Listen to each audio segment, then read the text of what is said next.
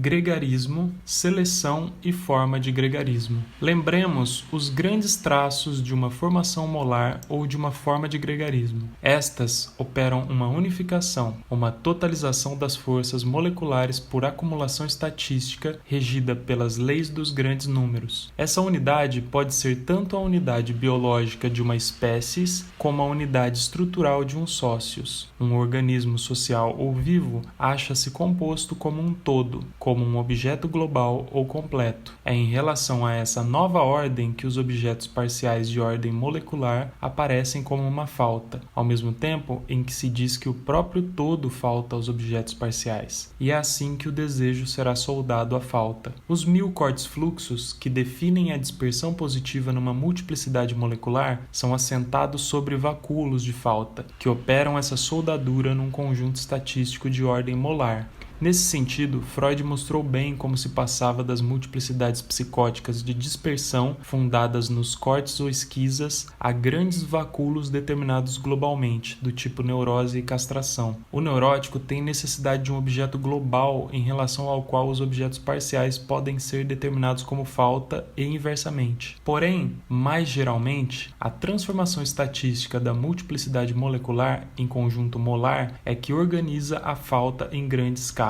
Uma tal organização cabe essencialmente ao organismo biológico ou social, espécies ou sócios. Não há sociedade que não organize a falta no seu seio, fazendo-o pelos meios variáveis que lhe são próprios. Esses meios não são os mesmos, por exemplo, numa sociedade do tipo despótico ou numa sociedade capitalista em que a economia de mercado lhes dá um grau de perfeição até então desconhecido. Essa soldadura do desejo com a falta é precisamente o que dá ao desejo fins, objetivos, intenções coletivas ou pessoais, ao passo que o desejo, tomado numa ordem real da sua produção, comporta-se como fenômeno molecular, desprovido de objetivo e de intenção. Assim, não se deve acreditar que a acumulação estatística seja um resultado do acaso, um resultado casual. Ao contrário, essa acumulação é o fruto de uma seleção que se exerce sobre os elementos do acaso. Quando Nietzsche diz que a seleção se exerce mais frequentemente em favor do grande número, ele está lançando uma intuição fundamental que inspirará o pensamento moderno. Com efeito, ele não quer dizer que os grandes números ou os grandes conjuntos preexistam a uma pressão seletiva que extrairia linhas singulares deles. Ao contrário disso, Nietzsche quer dizer que eles nascem dessa pressão seletiva, pressão que esmaga, elimina ou regulariza as singularidades. Não é a seleção que supõe um gregarismo primeiro, mas o gregarismo é que supõe a seleção e que nasce desta. Como processo seletivo de marcação ou de inscrição, a cultura inventa os grandes números, em proveito dos quais ela se exerce. Eis porque a estatística não é funcional, mas estrutural, e se aplica a cadeias de fenômenos que a seleção já colocou num estado de dependência parcial, cadeias de Markov. Isso é visível até no código genético. Em outros termos, os gregarismos nunca são quaisquer, mas remetem a formas qualificadas que os produzem por seleção criadora. A ordem não é gregarismo-seleção, mas, ao contrário, multiplicidade molecular, formas de gregarismo que exercem a seleção, conjuntos molares ou gregários que decorrentes. O que são essas formas qualificadas, essas formações de soberania, como dizia Nietzsche, que desempenham o papel de objetidades totalizantes, unificantes, significantes, que fixam as organizações, as faltas e os objetivos? São os corpos plenos que determinam os diferentes modos dos sócios, verdadeiros conjuntos pesados da terra, do déspota,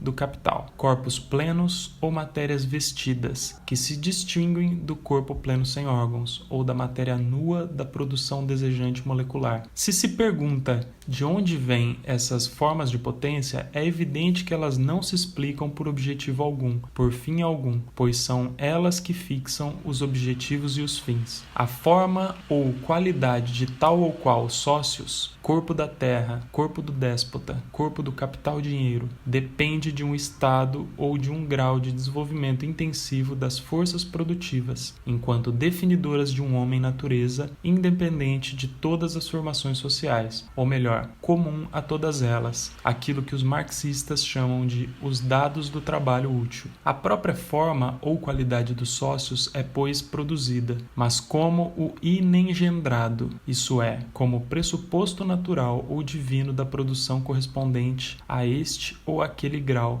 produção a qual a forma ou qualidade dá a unidade estrutural e fins aparentes, sobre a qual ela se assenta e de cujas forças se apropria, determinando as seleções, as acumulações, as atrações, sem as quais estas não tomariam um caráter social. É precisamente nesse sentido que dizemos que a produção social é a própria produção desejante em condições determinadas. Essas condições determinadas são, pois, as formas de gregarismo, como sócios ou corpo pleno, formas sobre as quais as formações moleculares constituem conjuntos molares.